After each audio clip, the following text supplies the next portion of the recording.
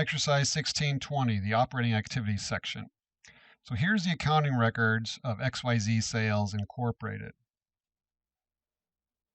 Now notice we're only going to be doing the operating activity section. And as a reminder, the operating activity section is the first section, and here it is blown up. So we need net income, depreciation, gains or losses will be removed, and we need to analyze changes in current assets and changes in current liabilities. So notice the first thing we have is net income. Net income will go here, so we have to find it over here. So for corporation, where is net income close to? Net income increases retained earnings. Remember, retained earnings are past profits not yet paid out in the form of dividends. So here's our $70,000 of net income. And the next thing on our cheat sheet that we need to do is depreciation. Now the order that we put them in this section is not important, but you need to make sure you get the pluses and minuses correct.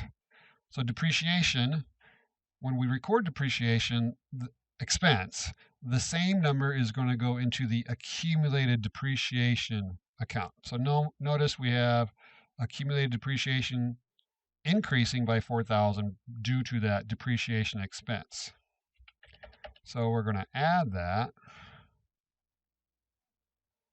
And then the next thing on our cheat sheet are gains and losses. We'll have to back those out.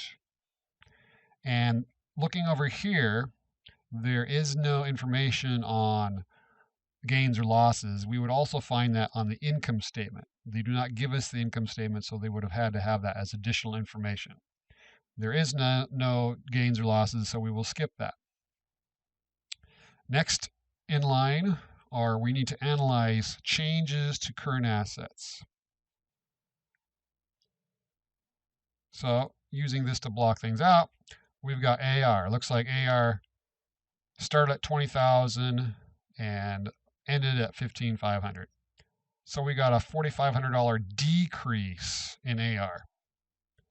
So if AR went down, what must have happened? Well, we must have collected cash, so cash goes up. Let's just double check our rule, make sure that that's right.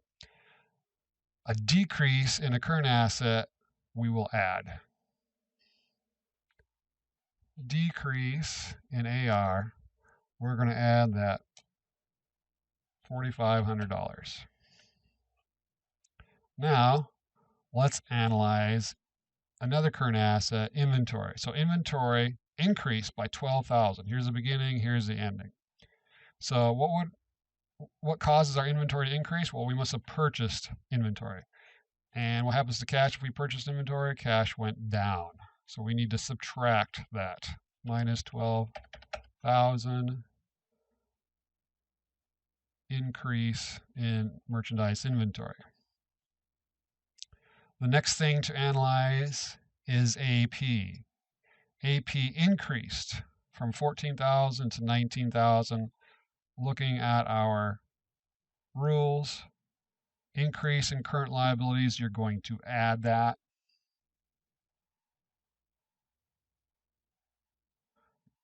So it looks like AP increased by $5,000.